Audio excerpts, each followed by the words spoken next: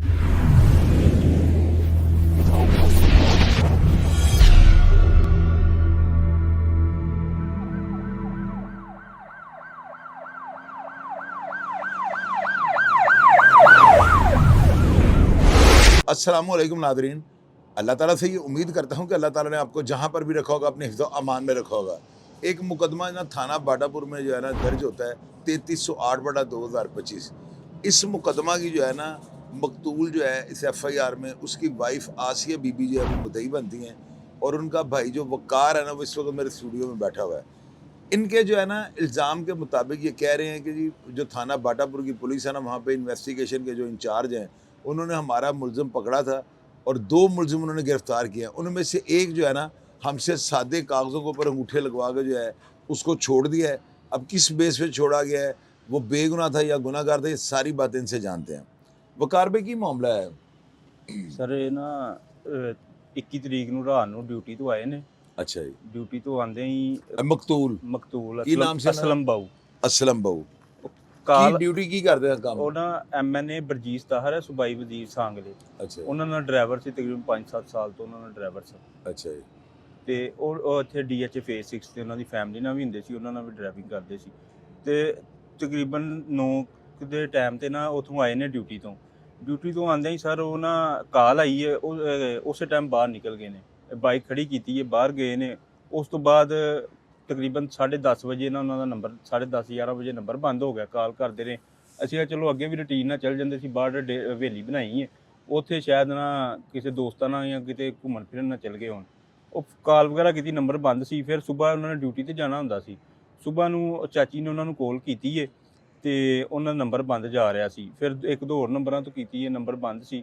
ਫਿਰ ਉਹਨਾਂ ਨਾਲ ਬੇਟੇ 2 ਨੇ, ਛੋਟੇ ਬੇਟੇ ਨੂੰ ਭੇਜਿਆ ਜਾ ਬਾਹਰ ਦੇਖ ਕੇ ਆ ਕਿ बहुरां दे बेटे? ਹਾਂਜੀ ਕਿ ਕਿਸੇ ਉੱਧਰ ਉਹਦੇ ਦੋਸਤ ਨੇ, ਉਹਨਾਂ ਵੱਲ ਤੇ ਨਹੀਂ ਬੈਠੇ ਹੋਏ ਕੁਰਮ ਵਗੈਰਾ ਨੇ, ਉਹ ਉੱਧਰ ਗਏ ਨੇ ਤੇ ਉਹਨਾਂ ਕਿਹਾ ਜੀ ਨਹੀਂ ਸਾਡੇ ਕੋਲ ਤੇ ਨਹੀਂ ਆਇਆ। ਉਹ ਫਿਰ ਨਾ ਉਹ ਮੈਨੂੰ ਕਾਲ ਆਈ ਹੈ ਕਿ ਤਕਰੀਬਨ 9:30 ਵਜੇ ਕਿ ਅਜ਼ਹਾਰ ਮਿਊਂ ਸੀ, ਉਹਦੀ ਕਾਲ ਆਈ ਹੈ। ਅਜ਼ਹਰ ਮਿਊਂ ਦੇ ਖੇਤ ਦੇ ਵਿੱਚ ਨਾ ਲਾਸ਼ ਪਈ ਹੋਈ ਸੀ। ਉਹਨਾਂ ਕਿਹਾ ਜੀ ਇੱਥੇ ਨਾ ਡੈੱਡ ਬੋਡੀ ਪਈ, ਅਸੀਂ ਸ਼ਨਾਖਤ ਕੀਤੀ ਹੈ, ਇੱਥੇ ਚਿਹਰਾ ਤਾਂ ਨਹੀਂ ਪਛਾਣਿਆ ਜਾ ਰਿਹਾ, ਪਰ ਨਾ ਪੁਲਿਸ ਨੇ ਆ ਕੇ ਨਾ ID ਕਾਰਡ ਚੈੱਕ ਕੀਤਾ ਤਾਂ ਤੇਰੇ ਚਾਚੂ ਦਾ। ਉਹ ਜਦੋਂ ਅਸੀਂ ਪਰੇਸ਼ਾਨ ਹੋਏ, ਫਿਰ ਜਦੋਂ ਮੌਕੇ 'ਤੇ ਗਏ ਆ, ਜਾ ਕੇ ਦੇਖਿਆ ਉੱਥੇ ਚਿਹਰਾ ਤਾਂ ਨਹੀਂ ਪਛਾਣਿਆ ਜਾ ਰਿਹਾ। ਪੁਲਿਸ ਨੇ ਨਹੀਂ ਕਰੀਬ ਜਾਣ ਦਿੱਤਾ, ID ਕਾਰਡ ਦਿਖਾਇਆ ਤੇ ਉਹ ਅਸਲਮ ਬਾਊ ਦਾ ਸੀ। ਉਹ ਜਦੋਂ ਫਿਰ ਉਹਨਾਂ ਨੇ ਉੱਥੇ ਲੋਕ ਕਾਫੀ ਇਕੱਠੇ ਹੋ ਗਏ, ਫਿਰ ਸਾਰੇ ਅਸੀਂ ਵੀ ਗਏ। ਉਹ ਬਾਅਦ 'ਚੋਂ ਅਸੀਂ ਨਾ ਨਾਮਲੂਮ FIR ਕਰਵਾ ਦਿੱਤੀ। ਜਦੋਂ ਨਾਮਲੂਮ FIR ਕਰਵਾਈ ਹੈ ਤੇ ਉਹਨਾਂ ਨੇ ਨਾ ਪੁਲਿਸ ਨੇ ਕਿਹਾ ਜੀ ਇਹ ਕਿਸੇ ਨਾਲ ਦੁਸ਼ਮਣੀ ਹੈ, ਕਿਸੇ ਨਾਲ ਦੁਸ਼ਮਣੀ ਨਹੀਂ, ਕਿਸੇ ਨਾਲ ਲੈਣ ਦੇਣ ਅਸੀਂ, ਅਗਰ ਸਾਨੂੰ ਫਿਲਹਾਲ ਨਹੀਂ ਪਤਾ। ਫਿਰ ਉਹਨਾਂ ਨੇ ਨਾ ਉਹਨਾਂ ਨੇ ਕਿਹਾ ਜੀ ਕਿਹਨਾਂ ਦੇ ਨਾਲ ਦੋਸਤਾਂ ਨਾਲ ਬੈਠਦਾ ਉੱਠਦਾ ਸੀ। ਅਸੀਂ ਦੱਸਿਆ, ਸਾਰਿਆਂ ਦੇ ਨਾਮ ਦੱਸੇ। ਪੁਲਿਸ ਨੇ ਆਪਣੀ ਤਫਤੀਸ਼ ਵਾਸਤੇ ਉਹ ਲੋਕਾਂ ਨੂੰ, ਕਿਸੇ ਨੂੰ ਕਾਲ ਕਰਕੇ ਬੁਲਾਇਆ, ਕਿਸੇ ਨੂੰ ਉੱਥੋਂ ਉਠਾ ਕੇ ਲੈ ਗਏ।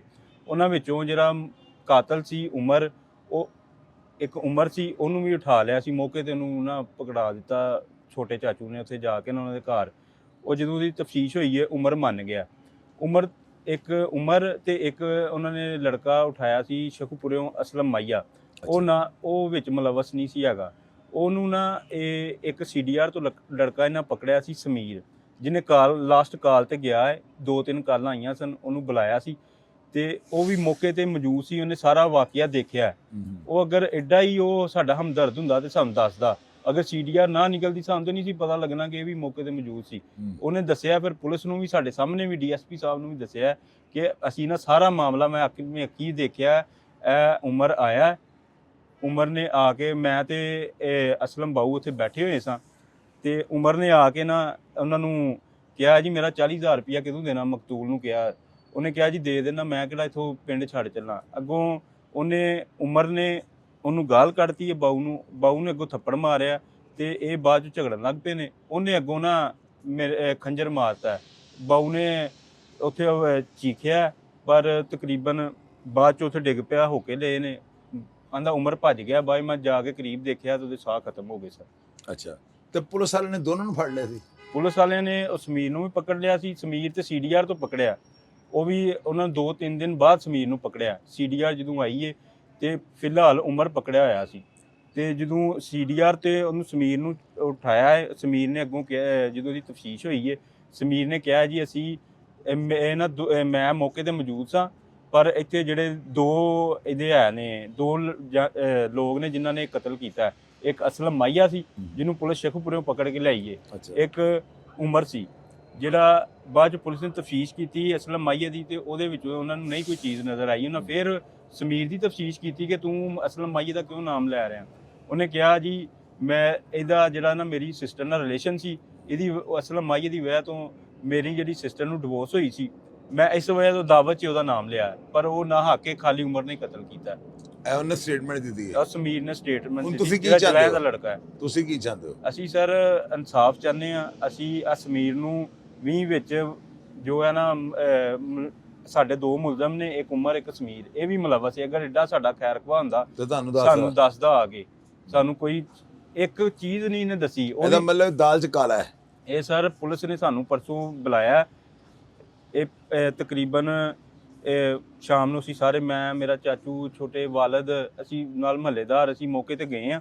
ਉਹ ਪੁਲਿਸ ਕੋ ਜਿਹੜੇ ਉਹਨਾਂ ਨੇ ਕਿਹਾ ਜੀ ਤੁਹਾਡੇ ਦੋ ਮੁਲਜ਼ਮ ਨੇ, ਇਨਸ਼ਾਅੱਲਾ ਦੋਵਾਂ ਨੂੰ ਅਸੀਂ ਜੁਡੀਸ਼ੀਅਲ ਕਰਾਂਗੇ, ਕੈਫੇ ਕਿਰਦਾਰ ਤੱਕ ਪਹੁੰਚਾਵਾਂਗੇ। ਉਹਨਾਂ ਸਾਡੇ ਕੋਲ ਨਾ ਵਾਈਟ ਪੇਜਾਂ ਤੇ ਅੰਗੂਠੇ ਲਵਾਏ ਨੇ। ਉਸ ਤੋਂ ਬਾਅਦ ਛੱਡਦਾ, ਉਸ ਤੋਂ ਬਾਅਦ ਜਿਹੜਾ ਨਾ ਇੱਕ ਮੁਲਜ਼ਮ ਉਹਨਾਂ ਛੱਡਤਾ ਸਮੀਰ। ਹੁਣ ਅਸੀਂ ਉਹਨਾਂ ਕੋਲ ਫੇਰ ਗਏ ਕਿ ਤੁਸੀਂ ਇੰਚਾਰਜ ਸਾਹਿਬ ਨੇ ਵੀ ਤੇ ਤੁਸੀਂ ਦੋਵਾਂ ਤਫਤੀਸ਼ੀ ਸਾਹਿਬ ਨੇ ਵੀ ਕਿਹਾ ਸੀ ਕਿ ਤੁਹਾਡੇ ਦੋ ਮੁਲਜ਼ਮ ਨੇ, ਤੇ ਹੁਣ ਅਸੀਂ ਦੋਵਾਂ ਨੂੰ ਜੁਡੀਸ਼ੀਅਲ ਕਰਾਂਗੇ, ਜਿਹਦੀ ਜੋ ਸਜ਼ਾ ਬਣਦੀ ਅਸੀਂ ਦਿਲਾਵਾਂਗੇ।